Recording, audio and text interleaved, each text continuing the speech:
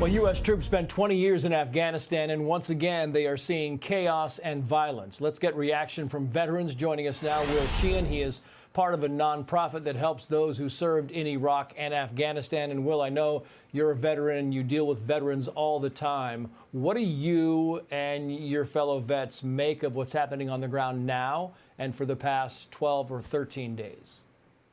Yeah, hey, good morning, Trace. Thank you for having me on. I think we feel a sense of rage. You know, we had 13 American heroes die when they probably shouldn't have. I've talked to a lot of veterans, and they're heartbroken. A lot of them have a sense of an amputated spirit, and they feel that right now there is no prosthetic for that. I can tell you that I was part of the first class to go into the Naval Academy after 9/11, and we were a bunch of 18-year-olds now faced with the nation at war. And we're coming up to that 20-year anniversary soon. And I can tell you in that time, I had the honor to serve with men and women who were actual heroes, who went to the far corners of the world to fight the world's evil, not because they hated what was in front of them, Trace, but because they loved what was behind them.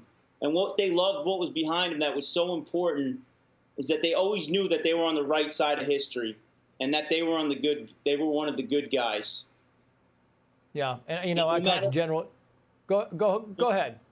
I'll just say with that, no matter whether they're in uniform or out of uniform, no matter where they were in the world, they knew that their government, if they were pinned down or stranded, was going to go in and get them. And we're not doing that right now, Trace.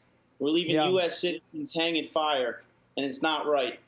Yep, and that is what it's saying. You know, I mean, back to your other sentiment, you know, I talked to General Jack McKean, and he's the one that came on and said, listen, this Afghanistan mission was successful because these vets kept us safe for 20 years, and they should never forget that. I want to put this up. This is from Army vet John Rourke, who said, quoting, what do you think is going to happen to the rest of the people that are left behind there? If this is what happened today, meaning the suicide bombing attack, do you think it's magically going to get better? He makes a fair point, Will.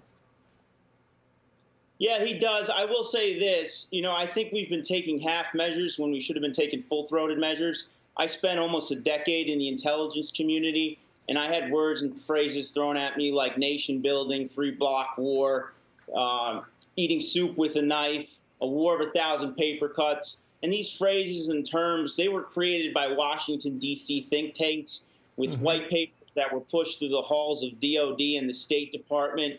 And I will tell you that wars are not won by Washington, D.C. think tanks. They're won by kinetic, actionable military actions.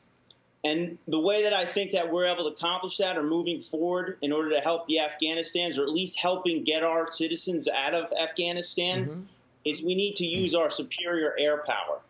We need to carve out a path for U.S. citizens to get to the Kabul airport.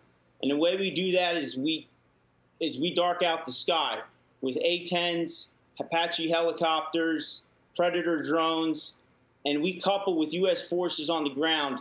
And if ISIS-K or the Taliban touches any U.S. citizen, then they won't have time to fight in the shade because we won't let them. Yeah, I just want to get your last thoughts on this, Will. The concept of, you know, this ethos in America where nobody is left behind, and now we're pulling out August 31st. What do vets think about those who, and clearly, whether it's 10 or 1,000 or 2,000, there will be people left behind. What do you think? 15, 20 seconds. I think we did the best that we could, and that we are a military full of lions that are led by lambs.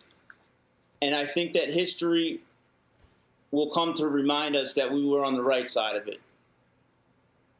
Yeah, I think it's a great thoughts, Will, and that's the whole thing. And I know that you and your vets are watching this very closely, but the work that you did over there was yeoman's work, and your country is very appreciative. Thank you for your service. Pass that along to your vets, and thank you for coming on.